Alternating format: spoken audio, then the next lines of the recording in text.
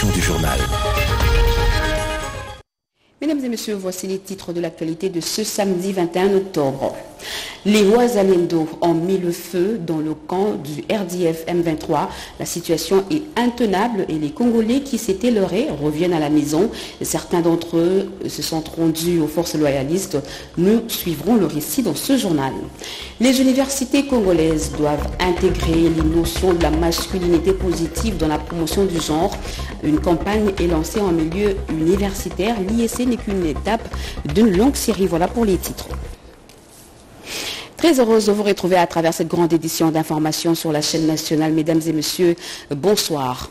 Ouvrons ce journal par la rentrée judiciaire 2023-2024 à la Cour constitutionnelle au Palais du Peuple, une audience solennelle publique à laquelle a pris part le président de la République Félix-Antoine Tshisekedi Tshilombo, le président de la Cour constitutionnelle Dieudonné Kamoleta, dans son discours doctrinal, s'est penché sur les incidences des innovations de la loi du 9 mars portant organisation des élections. Les détails avec Guilain Kabalouti.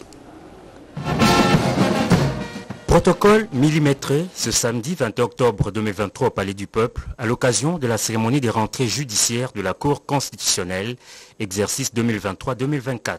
Arrivée du chef de l'État magistrat suprême, honneur militaire, accueil par un comité restreint et photo-souvenir avec les membres de la Haute Cour dans la salle de congrès en présence du président de la République Félix-Antoine Tshisekedi. Les 9 membres de la Cour constitutionnelle ont fait leur entrée judiciaire comme prévu à l'article 100, alinéa 2 du règlement intérieur de cette institution. Lors de l'audience solennelle et foraine, 3 discours ont été prononcés. D'abord, celui du bâtonnier de l'Ordre national des avocats. Son allocution axée sur l'organisation et le fonctionnement de la Cour constitutionnelle a été une sorte de plaidoyer pour l'instauration au sein de la Haute Cour d'un corps de conseillers référendaires comme l'exigent les lois du pays. Pour sa part, le procureur général, dans sa mercuriale, s'est étendu sur les causes d'irrécevabilité du contentieux électoral, un thème à caractère pédagogique choisi par les juges constitutionnels dans un contexte électoral au pays. Juge du contentieux des élections présidentielles et législatives, la Cour constitutionnelle qui fait sa rentrée ce jour s'attend à un travail harassant.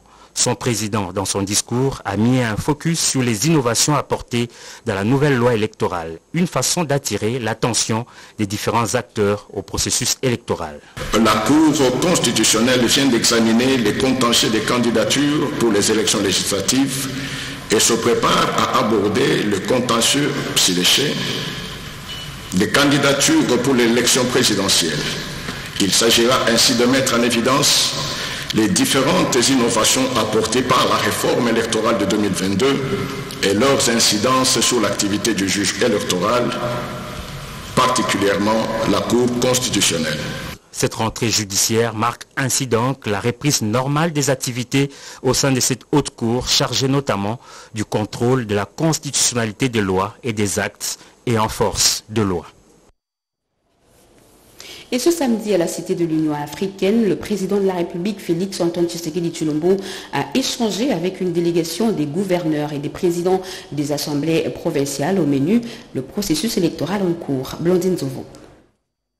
Ils sont venus des différentes provinces de la République démocratique du Congo, des gouverneurs et des présidents des assemblées provinciales ont sollicité et obtenu du président de la République ce samedi une audience à quelques jours de l'organisation des élections sur toute l'étendue du pays. Autour du président de la République et avec lui, ses représentants en province qui ont passé en revue l'état des lieux de leurs entités politico-administratives respectives, et ce, à 2 mois de la tenue des élections générales prévues le 20 décembre prochain. Oui, nous avons parlé d'élection, le processus électoral, parce que ce processus, vous savez, c'est un processus qui a été au départ contesté. Aujourd'hui, finalement, le président nous a rassuré que le processus devient irréversible parce qu'il a avancé à presque 90%. Les Congolais veulent les élections. Les élections doivent se passer dans ce pays parce que nous sommes fatigués chaque fois de négocier le pouvoir appartient au peuple et c'est le peuple qui doit décider de qui serait chef de l'État, qui doit être député national, provincial. Eh bien, c'est cela, le peuple d'abord. Parce que le peuple doit décider, il faut faire avec lui. Le chef nous promet de venir nous visiter incessamment. Et nous allons nous préparer et aussi nous voulons dire à notre population que nous ne pouvons pas gaspiller nos voix pour aller à gauche et à droite. Les populations de ces différentes provinces, au dire des hôtes du chef de l'État, sont très satisfaits des réalisations accomplies sous sa mandature et disent attendre avec impatience ces élections. Nous avons eu l'honneur d'être reçus par le président de la République, chef de l'État.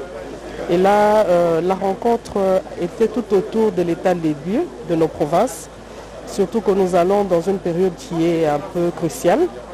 Et le souci, je pense, de tout le gouverneur, c'était celui de la sécurité.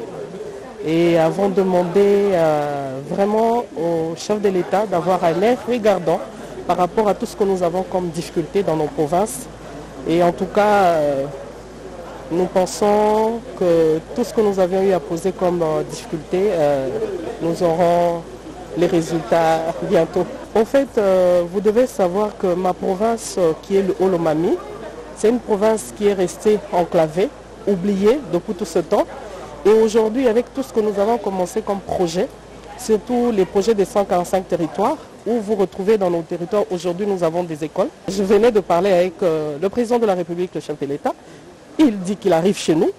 Ce n'est pas parce qu'il n'y a rien, mais il vient parce qu'il y a sa population. Il vient lui-même lancer les travaux pour notre route la nationale numéro 1 qu'on a attendu 18 ans réclamé qu'elle soit réhabilitée.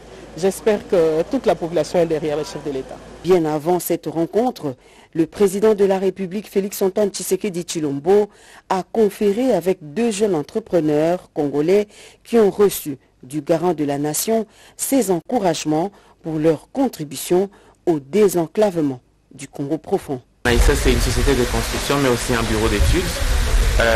Nous œuvrons dans l'architecture, dans l'ingénierie. Les projets que nous avons déjà réalisés sont les drainages. Nous avons construit les séparateurs sur toute la RN39. Je lui ai donné mes ambitions. Je veux qu'il valorise. Pour lier l'utile à l'agréable, une photo de famille a sanctionné la fin de cette rencontre entre le chef de l'État et ses représentants en province.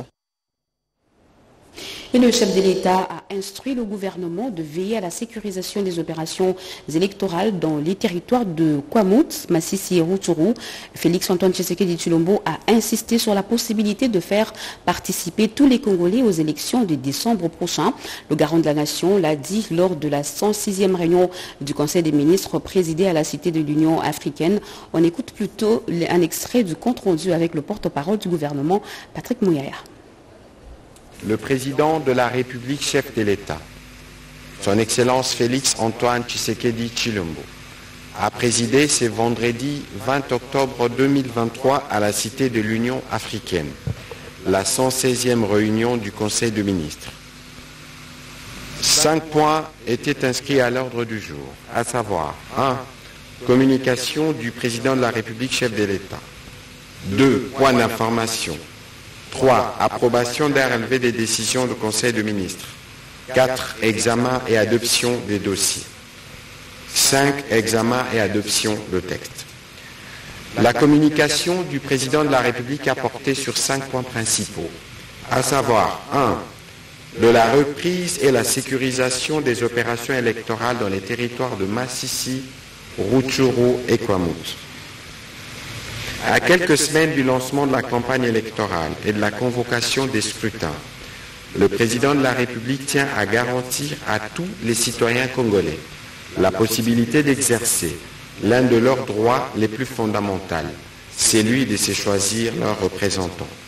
Compte tenu de l'évolution sur terrain de la situation sécuritaire, indiquant un apaisement significatif du côté de Kwamouth et une libération progressive des territoires de Massissi et Rutshuru en proie à l'agression rwandaise à travers les terroristes M23, il s'avère impérieux pour le gouvernement et la Commission électorale nationale indépendante d'évaluer cette situation et de mettre tout en œuvre, chacun dans la limite de ses compétences, afin de permettre à nos concitoyens de recouvrer leur quiétude et de se rendre aux différents centres de vote qui devront être ouverts en prévision des scrutins. De manière spécifique, le vice-premier ministre, ministre de l'Intérieur, Sécurité, Affaires coutumières, devrait procéder au déploiement et au renforcement des effectifs de la police nationale congolaise à Kwamouth et de superviser, avec le vice-premier ministre, ministre de la Défense et ancien combattant, en collaboration avec tous les acteurs nationaux et internationaux sur terrain, le retour de populations déplacées dans les zones libérées de Rutshuru et de Masisi. Il est également attendu du gouvernement la sécurisation des opérations de la CENI dans les territoires concernés, moyennant une évaluation préalable de la situation, particulièrement celle relative à l'ouverture de centres d'inscription en vue de l'enrôlement de la population et de la convocation du corps électoral pour les élections générales.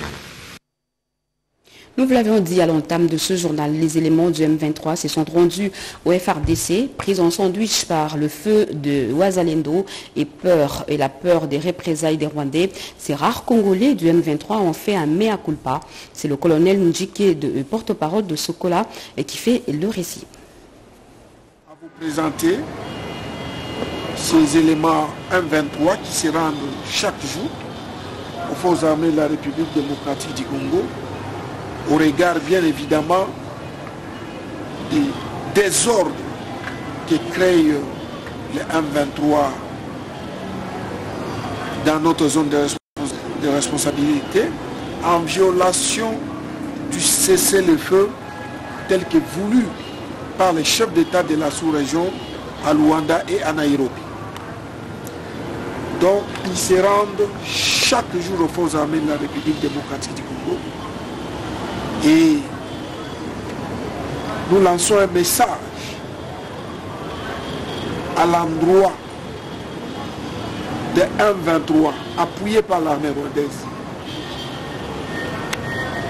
de suivre l'exemple et d'aller au pré-cantonnement comme voulu par les chefs d'État de la sous-région. Et c'est le moment.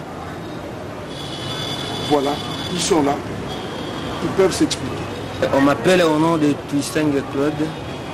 Je suis venu aux éléments de M23. Et dès qu'on nous avait pris d'aller à leur groupe armé, on nous a promis en disant que nous serons payés. Mais de toutes choses qu'ils nous ont promis, rien n'a été fait. Et c'est pourquoi j'avais pris la décision de le faire quitter, de se rendre au gouvernement. Et nous travaillons avec les militaires rwandais. Au Parlement, le projet de loi portant reddition de comptes de la loi des finances pour l'exercice 2022, voté hier en seconde lecture à la Chambre haute du Parlement. Les sénateurs, sous la houlette du président Modeste Bahati, ont suivi la présentation de cette loi par le ministre des Finances Nicolas Kazadi. La même plénière a entendu le ministre des Ressources hydrauliques et électricité venu s'expliquer sur l'évolution du projet de construction de la centrale hydroélectrique du Grand Katende. On fait le point avec Denis Kungi Gelor Kimpianga. Sur 109 sénateurs qui composent la Chambre haute du Parlement, 88 ont préparé au vote en seconde lecture du projet de loi portant reddition de comptes de la loi des finances pour l'exercice 2022. 86 ont voté pour, un seul a voté non et un autre a voté abstention. Le vote est intervenu après débat général, mais avant cela, le ministre des Finances Nicolas Kazadi a présenté l'économie du projet de loi. Dans son exposé, le ministre a demandé aux élus des élus d'approuver ce texte de loi sous examen dont l'objectif essentiel est d'accroître les recettes de l'État. L'Argenté national a saisi cette occasion pour tenter d'expliquer les raisons de dépassement des prévisions budgétaires par certaines institutions et services de l'État. Son collègue des ressources hydrauliques et électricité, Olivier Mwende, lui, visé par une interpellation du sénateur Denis Kambaye sur le projet de construction de la centrale hydroélectrique de Grand Katende dans le Kasaï central, a été entendu. Le sénateur Denis Kambaye a, à travers cette initiative parlementaire, voulu savoir où on est avec la construction de cette centrale qui doit desservir le Grand Kasaï en énergie électrique et à quand l'évacuation des matériels de cette centrale qui sont dans les entrepôts de la SNCC et Connex Africa à Lubumbashi. Dans sa réplique, le ministre a reconnu que les travaux de construction de cette centrale sont à l'arrêt depuis 2016 suite à la mise à l'écart de la société Angélique International Limited contractant génie civil et chargé de la logistique. Décision prise sur demande du gouvernement indien. Le ministre des Ressources hydrauliques a par ailleurs affirmé que le gouvernement de la République reste préoccupé par cet important projet et cherche les voies et moyens pour relancer les travaux de construction de cette centrale hydroélectrique. Après débat, le ministre Olivier Mwende a sollicité et obtenu de la plénière un délai pour revenir rencontrer les différentes préoccupations soulevées par les sénateurs. La fondation Denis Nyakeru Tshisekedi et la firme pharmaceutique Roche, désormais unis, les deux parties viennent de procéder à la signature d'un partenariat. La fourniture en équipement du laboratoire du Centre des médecines mixtes et d'anémie SS figure parmi le point fort de ce nouveau contrat. Naïcha Kelamouela. C'est l'aboutissement de 6 mois d'un travail méticuleux entre la fondation Denis Nyakeru Tshisekedi et les laboratoires Roche. Présent en République démocratique du Congo depuis 2021, ce laboratoire suisse centenaire dans le domaine du diagnostic et du traitement spécialisé, comme le cancer et l'hémophilie sans être exhaustif, accompagnera le centre Mabanga, dont la reconstruction a cristallisé la volonté de la première dame de lutter contre la drépanocytose. L'acte santé de l'action de la distinguée première dame Denise Nyakeru Tshisekedi trouve en cette entreprise pharmaceutique et en la Suisse, représentée par son ambassadeur Jasper Sarotte à cette signature, des partenaires engagés et expérimentés. Cette signature s'inscrit totalement dans la couverture santé universelle qui est une vision du président de la République. Le besoin du traitement efficace à la portée de tous caractérise cette approche de la santé. La sécurité transfusionnelle, un pan important du combat contre l'anémie SS, est une des spécialités des laboratoires Roche. L'accès à du soin de qualité, comment peut-on faire pour mettre autour de la table l'ensemble des acteurs, le gouvernement, les partenaires techniques, les bailleurs de fonds, les associations de donneurs de sang, pour ensemble trouver une solution pérenne. Parce que quand il manque des poches, on a les donneurs, quand les poches sont là, les donneurs ne sont pas là, quand les machines pour tester le sang sont là, un autre maillon de la chaîne ne fonctionne pas. Alors voilà, c'est une question, en tout cas, je mets sur la table. Concernant les cancers, vous l'avez mentionné, je me permets de solliciter votre appui pour effectivement réfléchir dans le cadre de la couverture santé universelle, comment est-ce que le traitement du cancer, en particulier des cancers féminins, pourrait être disponible sur l'ensemble du territoire. En tout cas, nous sommes prêts vraiment à vous accompagner dans cette extension. La première dame a promis son accompagnement dans le plaidoyer pour plus de couverture et d'extension des offres de Roche. L'Empire du Milieu tient à accompagner le mécanisme national de suivi dans l'exercice de sa mission, celle d'assurer le suivi et la supervision de la mise en œuvre des engagements souscrits au terme de l'accord cadre pour la paix, la sécurité et la coopération pour la RDC et la région des Grands Lacs. Des matériels informatiques pimpant neuf, dont de la Chine, a été remis au coordonnateur, le professeur Toumba Luaba, par l'ambassadeur de ce pays à Kinshasa, Emmanuel Commissaire. Le mécanisme national de suivi de l'accord d'Addis Abeba bénéficie désormais de l'accompagnement soutenu de la Chine pour le maintien de la paix dans l'Est de la République démocratique du Congo. L'ambassadeur de Chine accrédité à Kinshasa l'a dit au coordonnateur de cette structure, Toumba Luaba. En outre, les deux personnalités ont évoqué les questions liées à la mise en œuvre de cet accord en RDC. La position de la Chine sur la situation dans l'Est de la République démocratique du Congo est claire et constante. Nous soutenons la partie congolaise, les autorités congolaises, dans ses efforts de préserver sa souveraineté et de son intégrité territoriale. La Chine a par la suite doté le mécanisme national de suivi de nouveaux matériels informatiques, notamment des ordinateurs, des imprimantes et des photocopieuses. C'est un matériel important qui nous a été offert, qui va accroître nos capacités, parce que l'accord cadre, c'est un cadre où nous développons de l'expertise aussi, des réflexions pour les différentes instances gouvernementales. Cet accord intervient et multisectoriel. Ce don de la Chine va permettre à renforcer la capacité de travail de membres du mécanisme de suivi dans l'exercice de leur mission. Juste après, le coordonnateur du mécanisme de suivi a échangé avec une délégation des femmes membres de la Synergie pour la paix et la sécurité, Christine Nezo.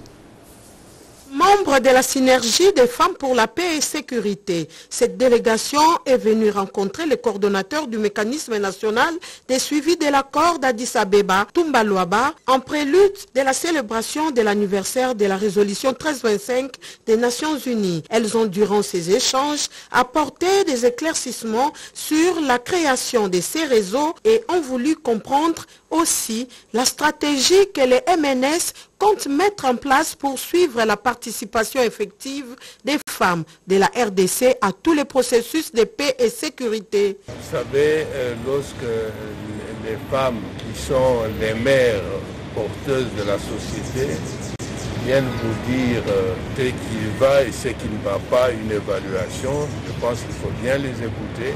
En RDC est prête à ouvrir un cadre d'échange avec la synergie, de consulter la synergie tant que cela est possible. Et la synergie est très contente. À cette réunion, le coordonnateur Alphonse Toumba Luaba avait à ses côtés la coordonnatrice adjointe Julienne Lusenge, qui a aussi apporté des précisions sur la traduction de l'accord cadre d'Addis Abeba en langue nationale. Concernant les défis qui empêchent la participation des femmes au processus électoral, le professeur Toumba Luaba a promis une réunion avec la CENI tout en étant ravi de récolter ces informations contenues dans les cahiers des charges et qui lui a été remise par cette synergie dans les soucis de la tenue des élections apaisées en RDC. Le développement industriel est l'un des axes qui boostent le développement du Brésil. La RDC, qui partage les mêmes ambitions, veut s'inspirer de ce modèle. Un cadre d'échange devrait être mis en place dans un futur proche. L'option a été levée à l'issue de la séance de travail qu'a eu la ministre d'État, ministre du Plan Judith Suminwa, et une délégation des experts du ministère de Développement industriel brésilien, Patrick Michel Moukoui. Comment le Brésil, aujourd'hui pays émergent, a-t-il planifié son développement industriel et dans quelle mesure cela peut inspirer la République démocratique du Congo? La volonté de mieux étoffer les politiques publiques congolaises a orienté les discussions de la ministre d'État au plan Judith Suminwa Toloka avec le secrétaire exécutif du ministère de Développement, de l'Industrie, du Commerce et des Services du Brésil. Des longues minutes de discussion qui vont se solder par un compromis de mise en place d'un mécanisme de dialogue pour créer de politiques durables. Notre désir, c'est d'approfondir les relations entre les deux pays et pour cela, c'est important de développer un mécanisme de dialogue. D'approfondamento, d'aperfeiçoamento do diálogo. E o mecanismo de diálogo é uma câmara de discussão. Donc ce mécanisme de dialogue, c'est une chambre de discussion. Qui pode abordar as questões. On peut discuter la question de l'agriculture, de la production d'aliments, mais aussi parler des investissements futurs. La partie brésilienne a affiché sa volonté de bénéficier de l'expérience de zones économiques spéciales et de contribuer à son tour au développement de la RDC. Pour réussir son programme de développement de 145 territoires, la RDC tient aussi à s'inspirer de modèles de réussite comme celui du district fédéral de Brasilia qui à ce jour développe plus de 20 000 projets dans les secteurs de l'éducation, la santé, le social et les infrastructures. Judith Suminwa Toloka, qu'accompagnait le directeur général de l'ANAPI, Anthony Kinzokamole, et le directeur général de l'ASES, Hugues Bolamba, a rassuré ce responsable du district fédéral de Brasilia de sa volonté de poursuivre les échanges dans un cadre légal. Le directeur général de l'ARESP poursuit sa tournée d'inspection dans différentes entreprises de l'espace Grand Katanga. Question de s'assurer de l'applicabilité de la nouvelle loi sur la sous-traitance. Miguel Cachal Katamb était aujourd'hui dans les installations de l'entreprise Tenkefongo. Regardez. Pas de repos pour le numéro 1 de la sous-traitance dans le secteur privé en RDC, en cette période où les DG Miguel Cachal poursuit avec la mission de contrôle de grande envergure qu'il dirige personnellement dans les sociétés principales de l'espace Grand Katanga, précisément au Lualaba. Accompagné d'une forte délégation des entrepreneurs sur terrain, L'honorable Miguel Cachal a été dans les installations de l'entreprise Tenke-Fungurume Mining.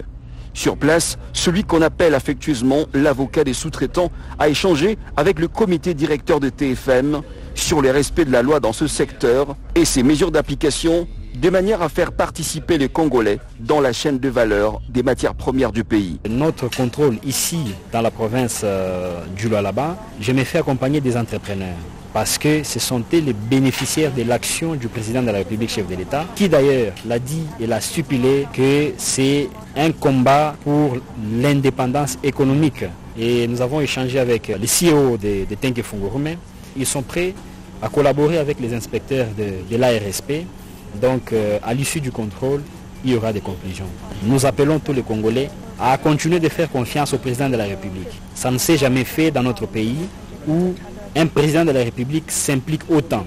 Au regard de cette mission, les entrepreneurs ont salué la matérialisation de la vision du président de la République dans la création de la vraie classe moyenne véritablement congolaise. C'est de notre devoir d'accompagner l'ARSP dans ce contrôle afin que nous y voyons clair. Le président le veut, le directeur de l'ARSP le veut, nous voulons cette classe moyenne que nous allons faire partie. Soulignant par ailleurs que les sociétés donneuses d'ordre s'alignent d'ores et déjà sur la voie de l'application de la loi sur la sous-traitance en RDC avec la détermination remarquable du DG Miguel Cachal.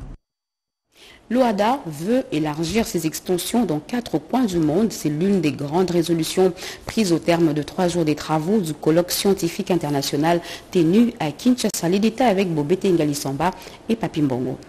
On aura la volonté de vouloir nous développer, on va se développer. Parce que nous avons tout pour nous développer. Je déclare clos ce colloque.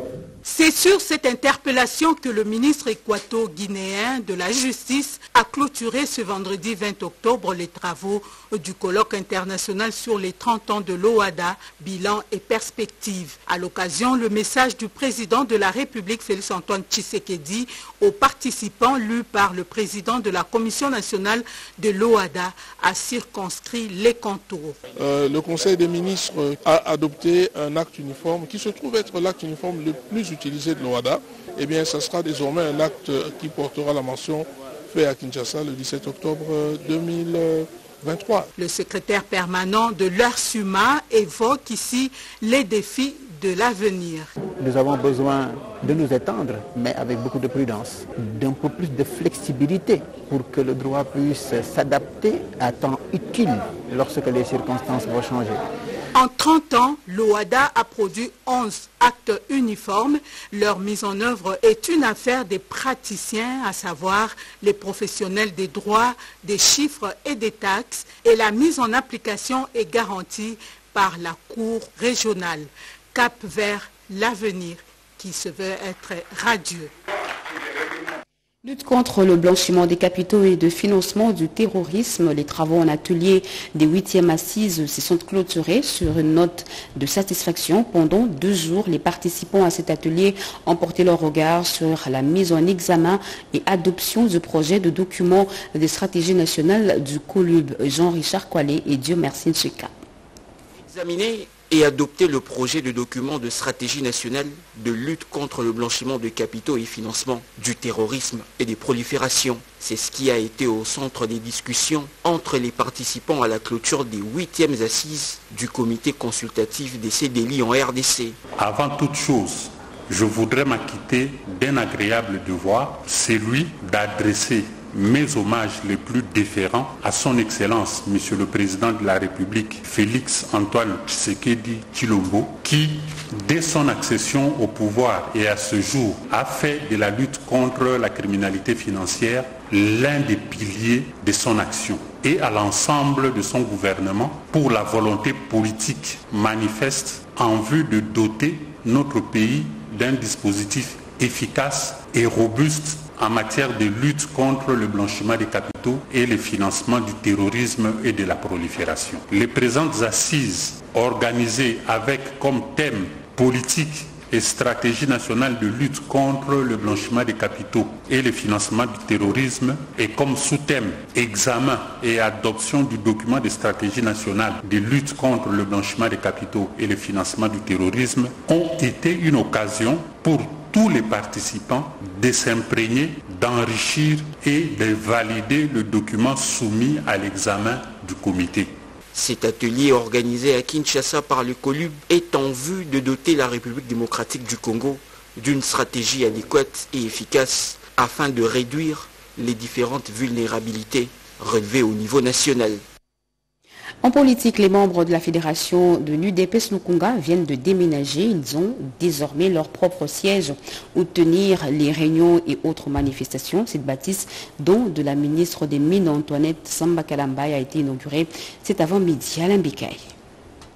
L'ambiance était électrique au croisement des avenues Kabinda et Willery dans la commune de Lingwala ce samedi 21 octobre. Les cadres et combattants de l'UDPS se sont mobilisés pour manifester leur joie pour l'acquisition de ce patrimoine immobilier devant abriter les nouveaux sièges de l'UDPS Fédération de la Lukunga. Ces sièges est l'œuvre d'Antoinette Samba Kalambaye, cadre de l'UDPS, acquis sur fonds propres. Un acte qui s'inscrit dans la vision du secrétaire général Augustin Kabouya de doter chaque fédération d'un siège et de bâtiments modernes. Dans son mot, Antoinette Samba, surnommée Charles de Lukunga par les combattants, a tenu à remercier